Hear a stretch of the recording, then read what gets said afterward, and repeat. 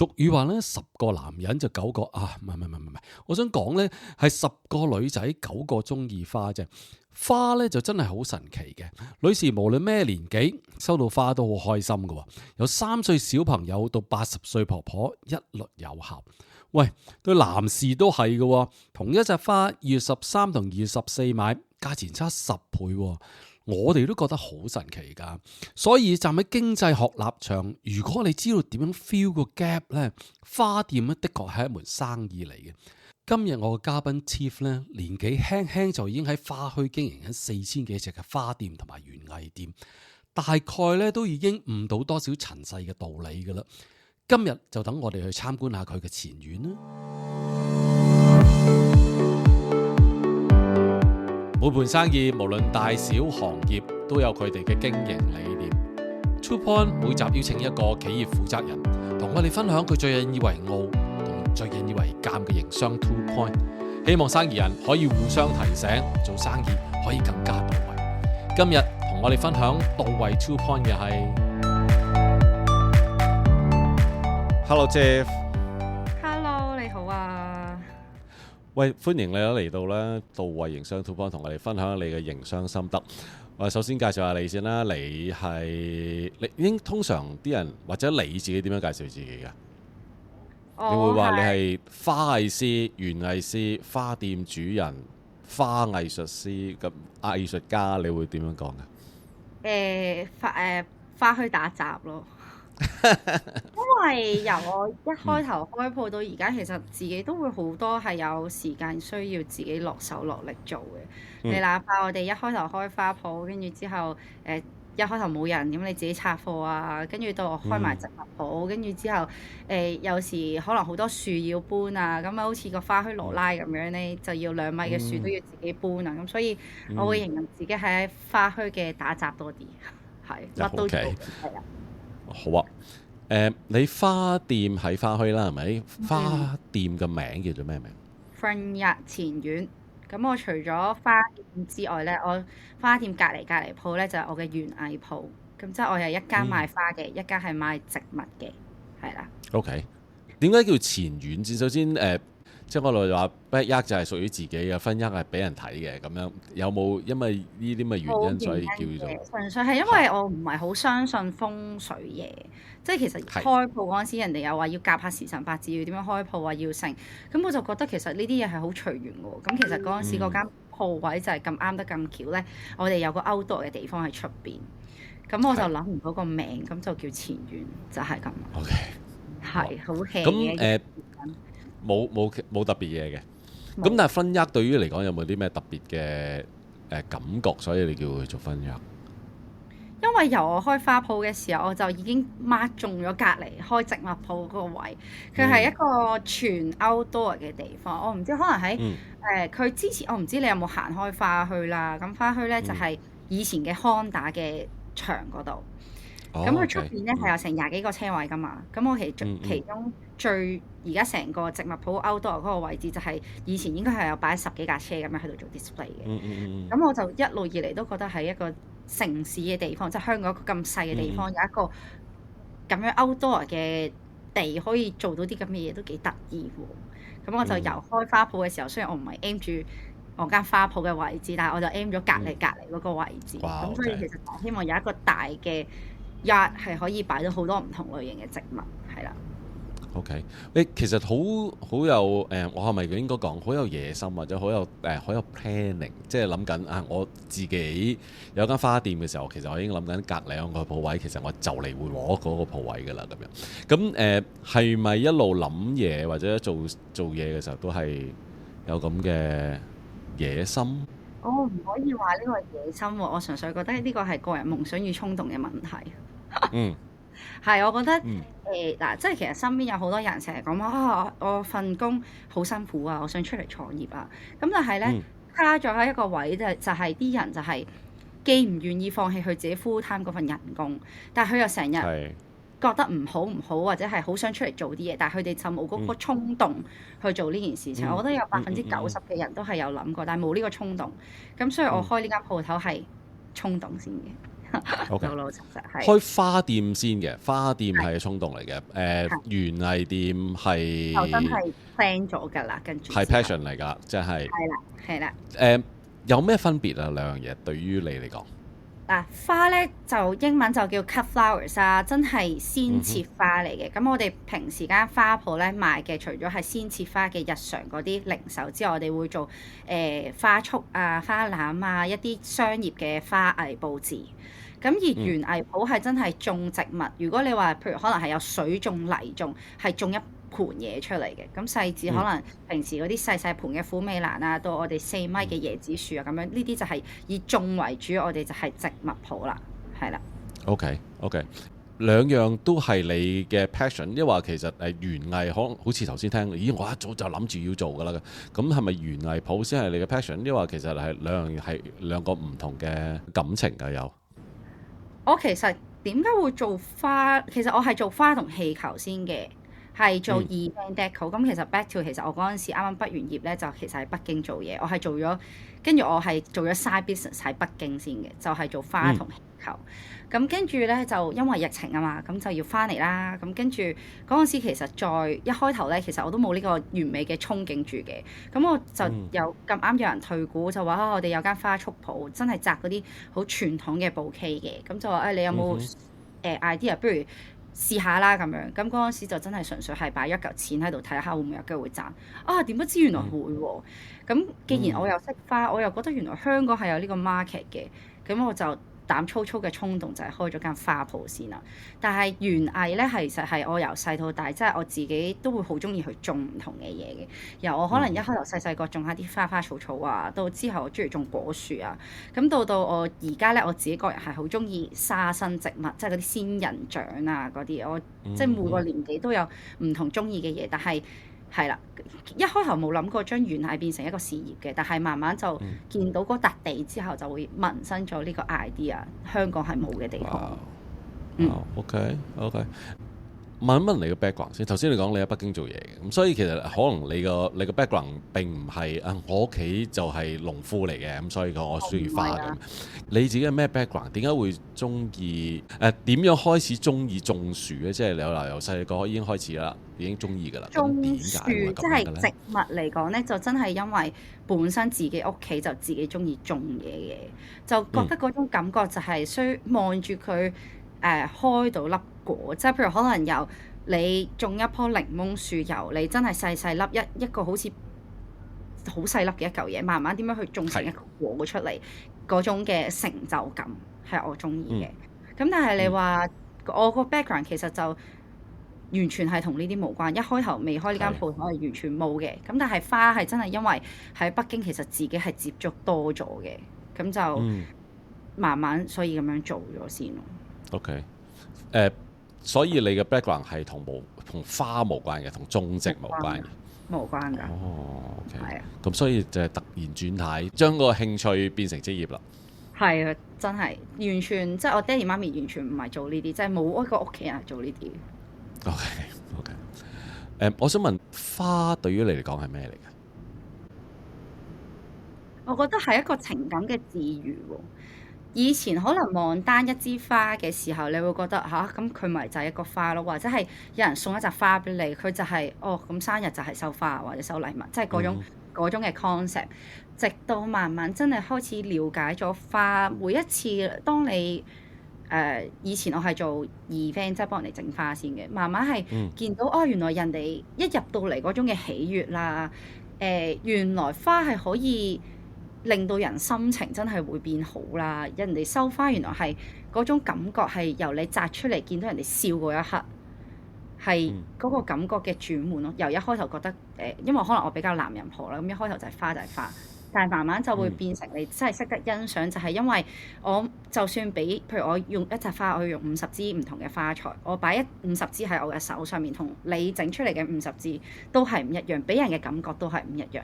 而我希望從我哋前院鋪頭出嚟嘅花就係摘完出嚟之後，人哋係會開心咁笑。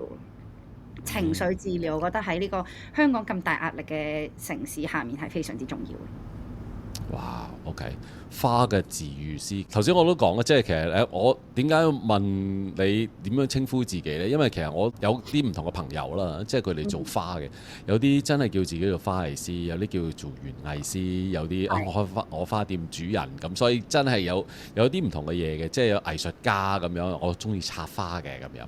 咁但係你可能有另外一樣嘢喎，你覺得係一種治癒感覺嚟嘅喎，係咪？真係會幫到人㗎，即係我自己覺得，即係其實我哋即係，我哋可能係我哋嘅同事都偏向真係後生少少啦。咁我哋成間鋪頭個 vibe 咧，同花墟前輩可能有啲唔同，即係可能喺後面街你會見到咧，就可能係。喂，點啊？係咪買啊？咁樣即係你要咩啊？咁樣咁就呢個啊咁樣，你自己去拎啦咁樣。咁但係我係希望我哋營造嗰種感覺係真係人入到嚟之後係會望住啲花去係會開心啦，係會揀你自己中意嘅嘢啦，係成個嘅購物嘅一個 experience 時候，你入到嚟即係可能有啲熟客會話：我今日唔開心，所以我要買花。我今日可能轉咗份工，我好開心，我所以要買花。即係我係每一次。覺得係我哋一啲客人嚟到都係因為入到嚟係可以得到佢開心嘅一個 experience，所以佢經常會嚟到我哋前院咯。OK，我都成日有個迷思嘅，究竟買花係男人多定女人多？因為其實我成日覺得女人係應該唔使錢買花噶嘛，係咪？即係其實男人要買噶嘛。咁但係其實個真實嘅情況係點樣？嗱，咁老老實實，你話大時大節，即係譬如可能情人節啊、成啊呢啲，咁你個固有嘅 concept，咁好正常，梗係男士多啲啦。咁但係其實我哋都有一部分嘅女士客人係好固定有嘅，譬如可能係朋友生日買花，呢個都係 out of 我嘅 expectation，就係以前我都成日覺得我哋嘅客係偏向男士仲多嘅一開頭。但係慢慢你會發現啊，女仔中意屋企擺下花啊，咁樣咁佢會過嚟買下啲花擺屋企啊，或者係我個 best friend 生日啊，我哋就係中意影啲港女相嘅，佢中意99支玫瑰，佢中意乜乜乜嘅，咁都會好多呢一啲類型嘅女士其實會過嚟買嘅，係啦。OK，即係呢個佢都係解決咗我迷思。我成日都我都成日究竟買花嗰啲係咩人嚟嘅？我想問咧，其實頭先聽你講翻啲生意少少嘅嘢，你似乎唔係淨係買花咁，你就係有花嘅 solution。例如頭先你講你開始係整花同氣球，跟住頭先你講會做啲 bouquet 嘅嘢，或者你會用啲花嚟去做啲唔同嘅場合用嘅嘢。咁其實而家你哋 provide 緊嘅啲 service， 例如即係仲有啲除咗就咁買花束之外，其實你仲做緊啲咩？係啦，咁譬如我哋日常鋪面咧，就真係零售多嘅，零售可能包括啲 cut flowers 啊，或者係一啲花束啊、成啊咁樣嗰啲。咁但係其實我哋做得比較多咧，係花藝嘅佈置嘅，譬如可能係一啲房地產譬如一啲 event 啦，譬如酒佢哋會有好多唔同嘅 private event 啦。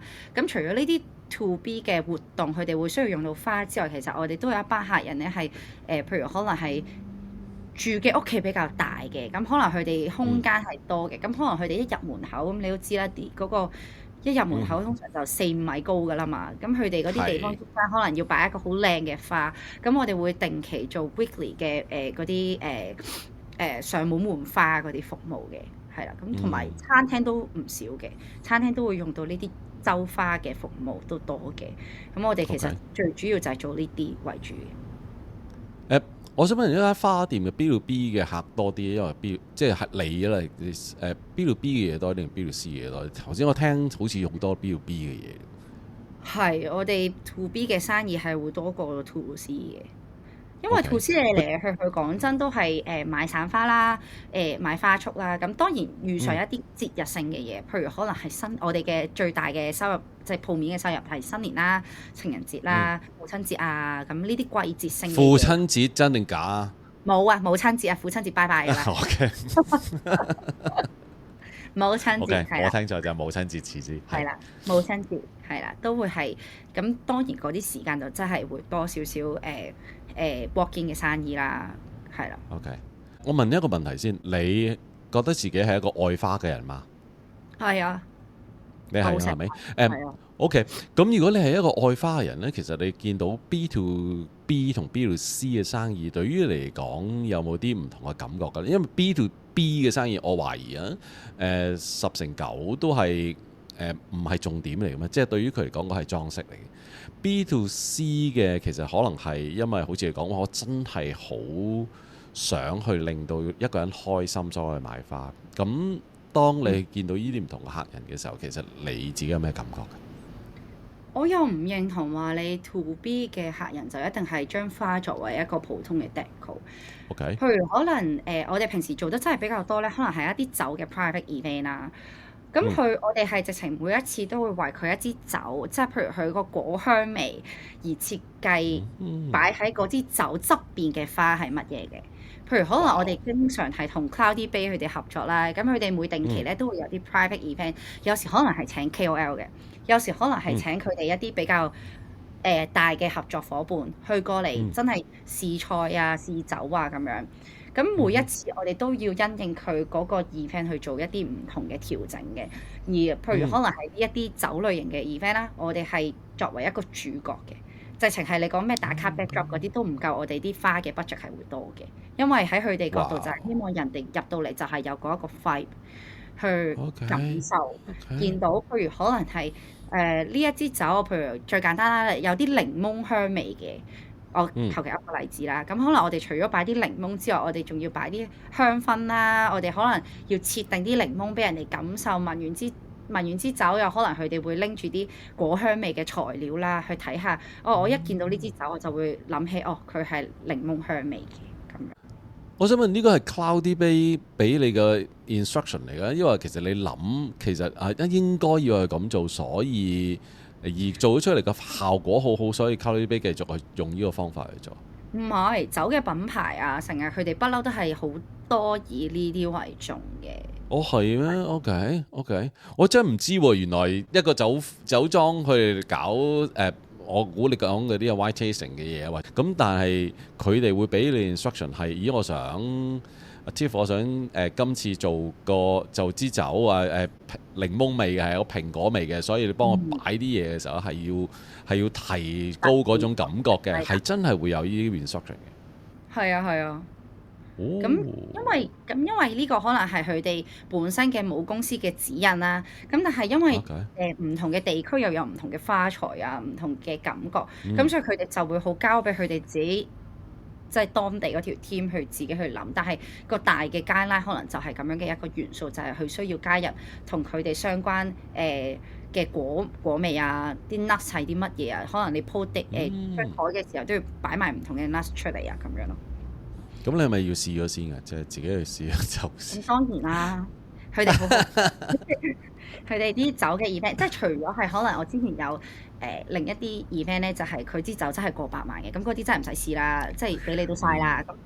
咁但係呢一啲咧，佢通常都會俾你去試下拎翻譬如嗰幾款酒過到嚟，俾你感受下，俾你啲同事睇下有冇啲咩 idea 出到嚟嘅。係啦。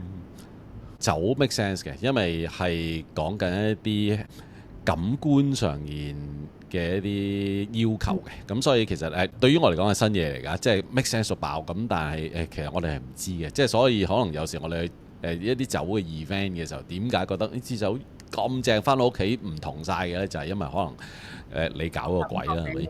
咁有冇其他一啲 business event 其實佢哋係有啲特別嘅 instruction？ 花對於佢嚟講係其中一個 tools 嚟嘅，真係唔係 deco 嚟。真係好似好多都好尊重，係咪㗎？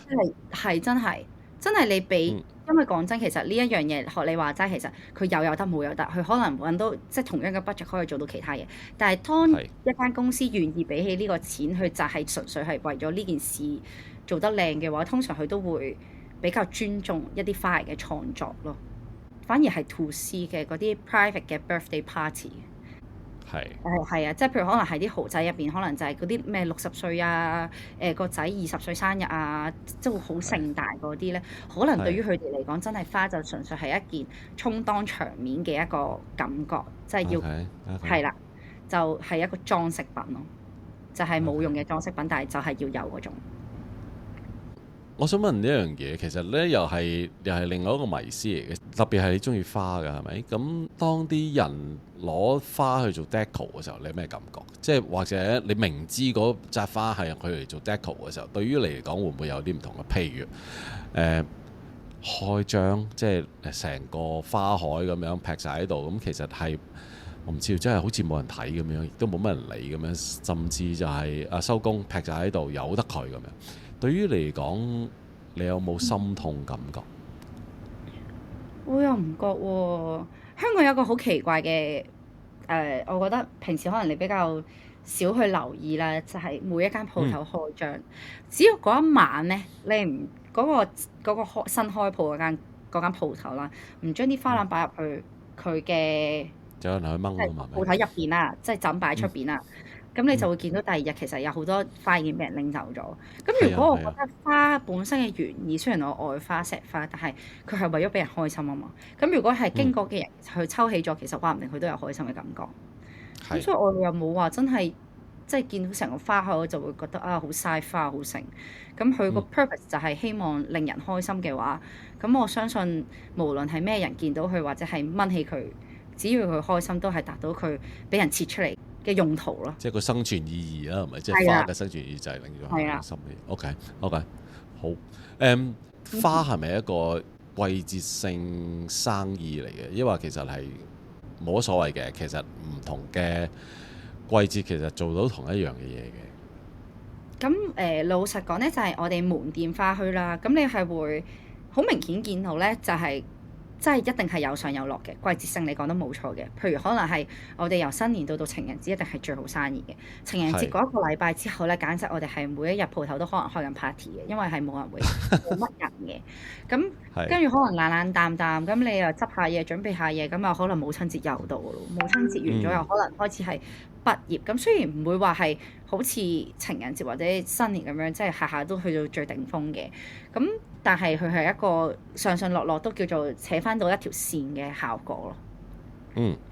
咁再加上我哋平時做得多唔同類型嘅 to B 嘅活動，即係一啲出邊即係唔使喺間鋪頭出去做 event 嘅嘢，咁所以 so far 都還好嘅。你哋多唔多啲 event 嘅？其實我都訪問過一啲，其實佢哋嗰啲季節性到，譬如做月餅咁，其實月餅可能係佢全年多過一半嘅生意嚟，咁所以其實好集中，就係做嗰一日嘅啫。咁但係當然成日都有講啦，係咪？我日日都好平均嘅，咁就最好啦，係咪？有一日好淡市嘅冇所謂。咁其實就但係你哋唔係咁樣，你哋係會點樣？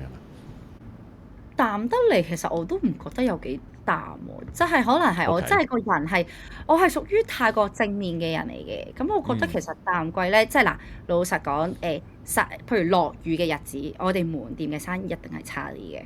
因為啲人都唔願意出嚟啦，係咪？咁但係預期我會好似可能平時喺花墟，你會聽到啲老前輩就話：唉，今日落雨啊，冇生意啊，點啊！咁我就會諗，咁冇生意嘅情況下，其實啲同事係咪可以做多啲 online 上面嘅嘢，寫多啲唔同嘅嘢，或者係準備多啲嘅嘢？咁如果我下下每一日都衝爆嘅話，其實我就有好多好多嘢係做唔到嘅。即係如果我下下都好似新年咁樣，我雖然係好事嚟嘅，但係我又即係唔需要話要做到咁誇張咯。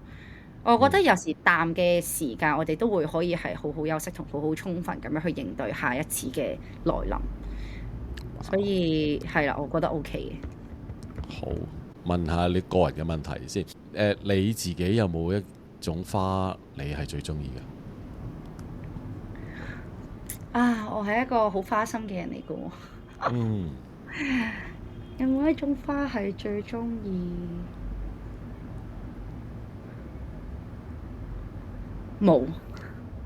OK，very good，very good。喂，呢個就更加好嘅問題。咁點解會冇嘅？即係你如果係好中意花嘅時候，其實係所有花都中意，所以冇一樣中意啊？抑或其實真係因為真係每一點解係冇花佢都會有相應唔同嘅形態出嚟嘅。同埋我除咗中意花之外咧，我覺得花俾人最大，即係我哋平時做一啲花嘅作品啦，最大嘅感覺就係我哋用唔同嘅顏色或者唔同嘅感覺去做嗰嚿嘢出嚟。嗱，譬如可能係我呢一期我見到有隻好特別嘅向日葵，咁佢係平時你見到啲向日葵即係畢業成日用嗰啲咪 sunflower 咪黃色嘅，係咁但係有一隻咧係黑色嘅喎。咁我哋就會諗點樣可以將一個 bouquet 加佢入去，然之後再加埋唔同嘅花去突顯佢嘅美。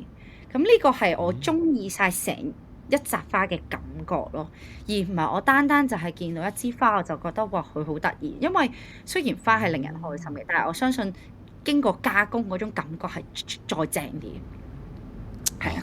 OK。我 feel 到你講嗰樣嘢，即係因為你講黑色向日葵，我都覺得哇會唔會好 dark 啊？咁但係如果你話幫我聽，將所有嘢加埋一齊嘅時候，令到突出佢個美，就係另外一樣嘢嚟。即係我估如果聽緊人 feel 到你講嘅嘢嘅時候咧，其實我估都 feel 到嘅。即係其實嗰件事就係另外一樣嘢嚟嘅，即係唔係純粹係一支花點樣去突出佢，而係所有嘢夾埋一齊嗰種嘅感覺先係你想拎出嚟嘅嘢。超級好嘅。OK，interesting。喂，頭先你一路講咗好多次咧，就係花係令人開心嘅。其實我舊時咧識得一個做花藝師嘅，其實佢都係講一樣嘢，就係佢都係同一樣感覺嘅。花係應該要令人開心嘅，花係應該有故事嘅。所以咧佢係唔做，佢淨係做生人生意嘅啫，即係喪禮唔做嘅咁樣。你有冇類似啲其實係有啲嘢我係唔做嘅？冇。點解咧？其實係有人會有避忌嘅。嗱，首先我自己係唔信邪嘅，即係你講起呢啲嘢咧，好多人 sensitive 啦。咁但係嗱，首先我覺得人一生真係生老病死啊嘛。咁你係一個旅程嚟噶嘛。曾幾何時就有個客人又真係有同我講過，一開頭咧我都會有啲驚嘅。佢仲要係個印度人添啊，印度女士。如果你當呢件事擺喺一個人生，佢只不過係行到去終點，而其實話唔定佢所有嘅回憶都仲喺度，即係你人唔會就係嗰個人過咗身你就會忘記佢噶嘛。其實你記嘅係佢嘅回憶啊嘛。咁我哋去到喪禮呢樣嘢嘅時候，我哋係應該係感激同多謝有佢嘅存在啊嘛。咁呢件事係令人開心，因為我唔知佢在天so called係在天之靈，即係佢會唔會 feel 到啦。但係我覺得係呢一件事係安慰到生人咯，而唔係道別個，即係唔係就係單單就係服死人咯。咁所以我覺得唔係因為佢白事所以就唔應該做咯。而如果你做得靚嘅時候，嗰個人會多謝你，因為佢覺得喺呢件事上面佢已經完成咗佢嘅使命，佢自己係會開心，送到一個最後嘅一個花送俾佢嘅朋友或者佢嘅親人。係2年前冇人明你講咩嘅，我估而家大家都明啊！即係睇完破地獄，你講嘅就係生人就要破地獄啊嘛，其實係講緊嗰樣嘢，即係幫佢嘅解決嚟嘅係。我唔知點解咧，我仲有特別吸啲白事咧，係新年前後，係直情係可能有段 period 咧，講真嗰句係唔會有好多花嘅人接嘅，或者係送花，即係譬如我哋一啲司機，佢哋都未必接生意嘅。有啲殯儀館咧係冇電梯嘅，即係你送花唔可以行電梯嘅。咁係啊，我就唔知點解經常係遇見呢一啲客人，咁所以我就已經望慣咗咯。係啦。我唔驚。喂，我估你嘅心情好唔同嘅，即係如果你係諗緊啊，我而家做緊死人嘢啊，咁其實你嗰個感覺同我係帶緊一個懷念，帶緊一個離開咗嘅一個歡欣俾其他嘅人嘅時候，咁啊又另外一樣嘢嚟嘅，即係我覺得嗰個心情都好緊要嘅，即係心情影響你點樣去做生意。其實呢個如果你個正面人，你係咪都係諗緊帶緊好開心嘢俾人嘅時候，咁其實啊嗰個 vibe 啊，你想講係咪成日嗰個 vibe 就係好唔同。哇 ，OK， 都似乎有好多新嘅諗法嘅，即係 that's why 可能你做緊一樣係一啲真係新派啲嘢，好似你同我講喺同花墟其他前輩可能係唔係一樣嘅。係嗰個重點係因為我個人係好正面嘅，咁所以我希望大家身邊嘅人都係正面嘅。咁我所以帶出嚟個花店或者係園藝鋪嗰啲同事都好正面嘅時候呢，咁佢哋自然就會開心地面對啲客人，咁啲客人都會好開心就係咁。其實呢樣都重要，因為你買緊一樣嘢係一個雖然佢唔喐，但係佢係活生生嘅嘢。即係如果嗰樣嘢可以令到人哋開心嘅，咁佢個生存嘅價值就可能你幫佢彰顯到出嚟。OK， 我好耐講咗好多花嘅嘢啊。開始講下啲做生意嘅。呢個節目叫做 Two Point， 係咪？Two Point 講兩個點嘅，一個點就係究竟你喺你做生意裏邊有啲咩引以為傲嘅地方呢？咁一陣間我再問你啲引以為鑑嘅地方。先問你啲好嘢先，喺你做生意裏邊，你覺得有啲乜嘢係你引以為傲嘅？你覺得你自己做得唔錯嘅？引以為傲。都算係嘅，即係嗱，我哋最近就有個數字出咗嚟啦，因為我哋譬如啲人plan 啲年度計劃嘅時候，通常係1月到12月為一個 cycle 啦，而我哋花咧係唔同嘅，我哋係一定係4月開始，因為對於我哋嚟講咧，年尾至到情人節係冇時間去諗你究竟應該要做啲咩，而係你日日係咁做嘢咁。咁我哋就睇咗上年嘅成績啦，叫做咁。我哋短短雖然開咗就係3年時間，但係原來我齋活動場數上年我哋有大細有200場，190幾。咁跟住之後咧，我哋嘅花束咧原來係有成5500集訂單，即係其實我覺得比起我即係唔係自己咁樣抄翻有個 system 咁樣抄翻啲數字出嚟咧，我自己都冇諗過原來我哋原來一班年輕人都做到呢個成績喎。係啦，呢個係開心嘅，係咯。OK， 有咩秘訣嘅？點樣可以做到咁多？即係其實係嗰個宣傳係嗰個word of mouth 係好闊，因為其實你哋點樣去做到呢樣嘢？其實我覺得咧，我哋又真係回頭客係真係偏多嘅。我相信我自己深信咧，就係只要你行嗰陣時，我點樣講句説話咧？只要你行到入嚟，你俾咗個機會我相信我哋嘅同事都有能力令到你喺呢一度買花。係啦。咁點解咧？都係我覺得都係基於我哋真係太過開心與正面。其實有好多客人一開頭都係會覺得嗱，首先其實間鋪話大唔大話細唔細啦。咁佢哋嚟到花墟咧，通常個點咧就係由太子地鐵站嗰邊行過嚟先嘅。咁其實已經經歷咗幾間鋪頭啦，咁我哋又分析好少啫。如果你喺 Honda 嗰度，如果你即係其實你都係因為而家向前即係近住太子警署，其實開多咗幾間㗎啦。一開頭我哋確實係頭嗰一陣，但係前面而家係多咗嘅。咁我哋有自己去認真行過嗰條路線啦。點解人去到呢一個位置會選擇我哋度買花？因為前面嘅人相對佢哋嘅花咧都係比較傳統少少嘅。咁佢哋確實吸到一班客人咧，就好似可能係一啲上咗年紀嘅男士，佢哋嘅 concept 就係我買花就係玫瑰加滿天星，一趴玫瑰喺中間，再圍住一趴滿天星喺側邊。咁嗱，呢一啲係佢哋嘅優勢嚟嘅。咁另外仲有啲譬如可能係畢業嘅時候，我就要好多花紮住，即係好緊湊嘅包埋一齊。哇，數到有成幾廿支花嘅，咁佢哋吸咗呢一對客。而行到去我哋呢個位嘅時候，我相信就係因為前面嘅嘢唔係合乎佢哋中意嘅 style。咁佢哋就好正就係嚟到我哋呢間鋪頭啦。咁嚟得之後咧，咁我哋啲同事咧又相對係比較活潑同熱情啦。咁你落咗單之後咧，其實就一定會喺任何一個 platform 上面要留低你痕跡嘅。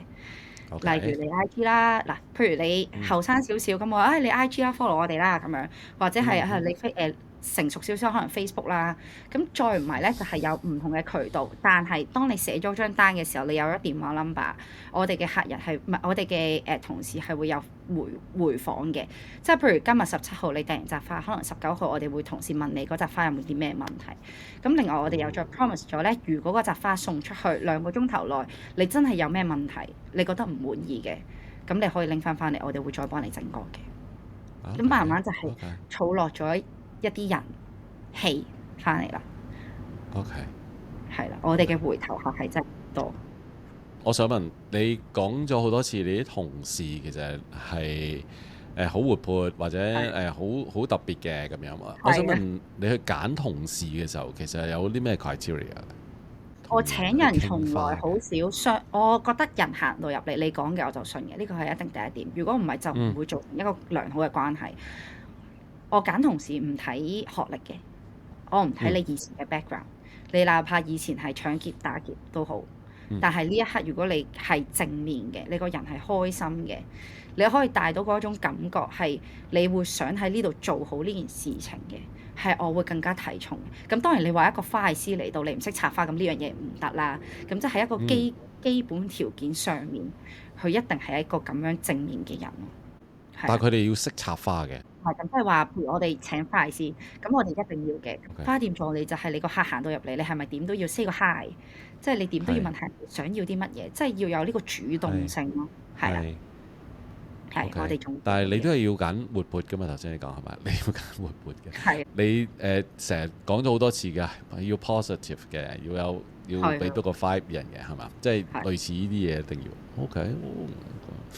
咁啊，我都想像到其實因為即係我都經歷過好多花墟時間嘅，尤其是嗰啲大時大節嘅時候呢，即係哇，真係諗耐少少都俾人鬧㗎嘛。即係其實呢個可能喺你嘅鋪頭就唔會發生㗎啦，係咪理論上？唔會啊，因為我哋係花墟比較少有係直情動咗個牌，就係話你哋係可以即時入嚟揀花摘花束嘅。咁但係當然你話遇到啲大時大節，你要等可能成個幾兩個鐘，咁呢樣嘢一定係㗎啦。咁但係你話譬如平時閒日咁樣，我哋會好支持就係啲人入到嚟，你係心意啊嘛，你想表達嘅係。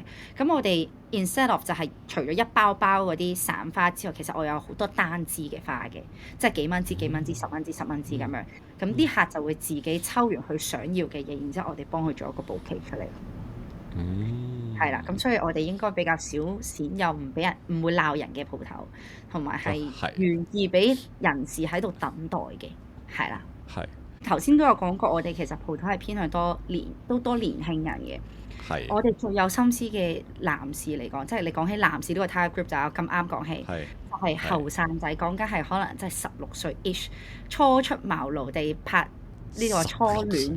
嗰種14、15歲嗰啲，咁佢哋多錢㗎嘛？咁我哋直情係情人節已經擺晒成班呢啲你講嘅單支玫瑰劈出去㗎啦。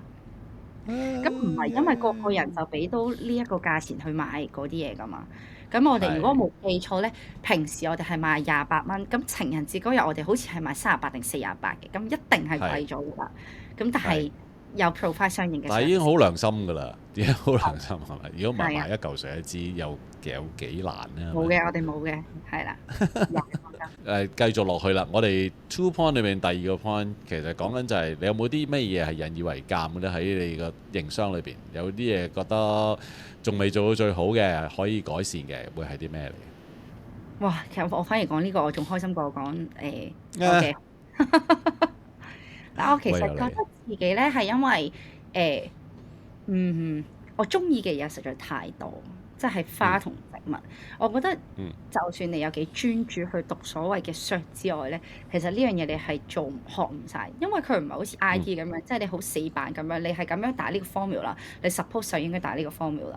咁你係真係即係我頭先都有講過，真係唔係咁㗎。不過我有乜你講啫，係即係我理解就係你打 programming 嗰啲，咁譬如你要將呢個變咗個粗嘅字，喺你齊打呢個字。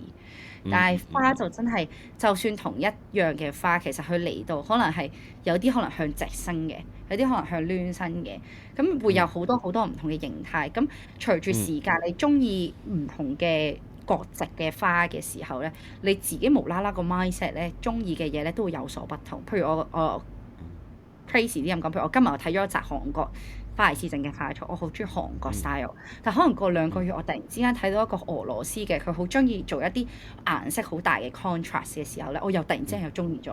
咁變相咧，我就諗唔到其實喺我嘅鋪頭，即係 even 呢一刻啊，其實如果我要做一個 branding of 我點樣可以將我嘅 product 人哋一望就會記得係 Front Yard 嘅咧，呢件事我係未成功做到嘅，因為我個人都比較中意嘅嘢多。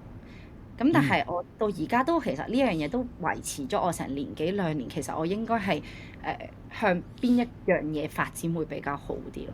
就係純粹係嗰個產品嘅角度，我未拿捏到，嗯因為同埋你有好多時候，譬如可能有你今日你呢個客你中意呢啲，咁你話你有錢你唔賺咩？咁你實賺㗎。咁你話哦嗰個客你又中意嗰一種 style，咁我啲花藝師係咪做唔到啊？照版主本都做到嘅。咁但係會唔會真係一個 web page 係我嘅花就係人哋見到呢扎花就會醒起係 front yard 咧？咁呢件事係我到而家都仲未學識點樣去做嘅。我想問呢、個大愛嘅性格點樣影響你做生意咧？大愛嘅性格，我啲 admin 同事成日笑我㗎。如果有一個聰明少少嘅員工，佢一定會好識得點樣攞住我嘅弱點去踩低我，而攞到更加多嘅 benefit。因為我個人係冇乜底線可言嘅，即係我覺得大家係只要你，因為我一路前提就係講，我希望所有人都係開心嘅。咁所以我就好願意去迎合佢可能身邊嘅人即係佢想要嘅嘢咯。我希望大家開心，係啦。咁如果聰明少少嘅同事，佢哋應該就會識得拎住呢一點去 bargain 更加多。呢個都算係大愛嘅缺點之一嚟㗎。係，所以你個引以為鑑嘅就係可能真係太大愛、太博愛啦，即係有好多嘢揀唔落手或者揀唔到，係咪？咁你就變咗 fulfill 好多人嘅要求啊嘛，就係頭先你講嘅嘢。係，就係要攞到點樣去 balance 呢樣嘢咯，都係要學習，同埋要時間。我覺得。OK，我其實訪問咁多人咧，少啲人去講呢樣嘢嘅，反而好多人去講就係佢哋好想去揀啊，就係揀自己喜好嘅，即係我中意呢樣嘢嘅時候，我淨係要呢樣嘢，其他嘢我唔要咁樣。倒翻轉頭，你今日俾我另外一個諗法喎，即係我淨係我揀唔落手，因為我所有嘢都愛，咁呢個又係好特別嘅一樣嘢。係 OK，但係都係一個缺點嚟。好啊，喂，咁臨到尾聲嘅時候呢，其實我每一次咧都會問我嘉賓一個問題嘅，就係如果我問你喺你嘅營商裏邊有啲咩座右銘嘅，你自己成日提醒自己嘅，咁你會唔會有一個座右銘可以同我哋分享？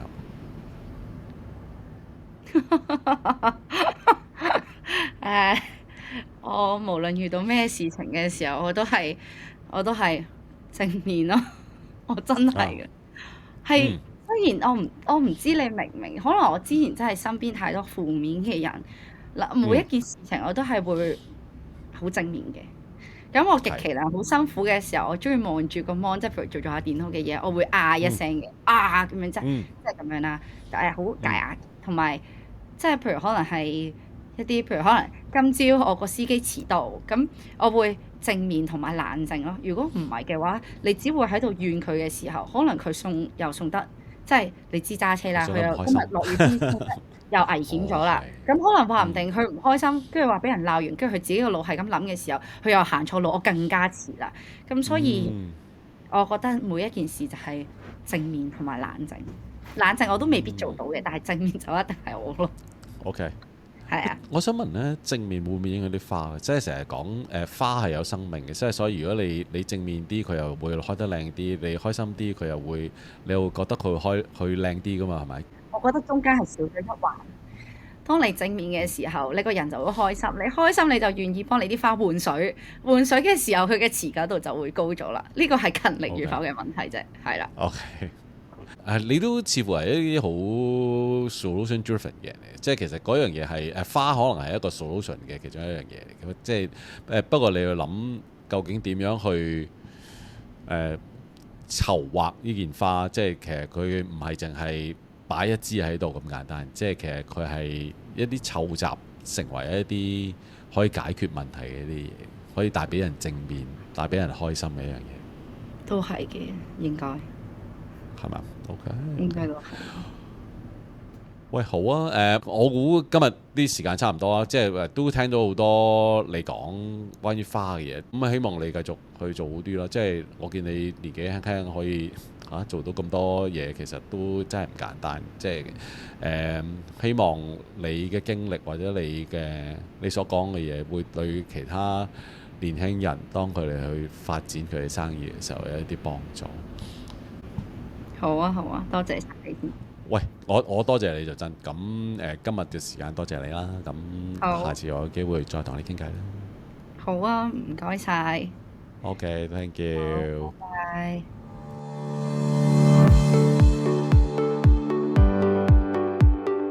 今一集就嚟到呢度啦。想知道今日嘉賓公司嘅資料呢，我已經放咗喺 podcast 嘅介紹裏邊。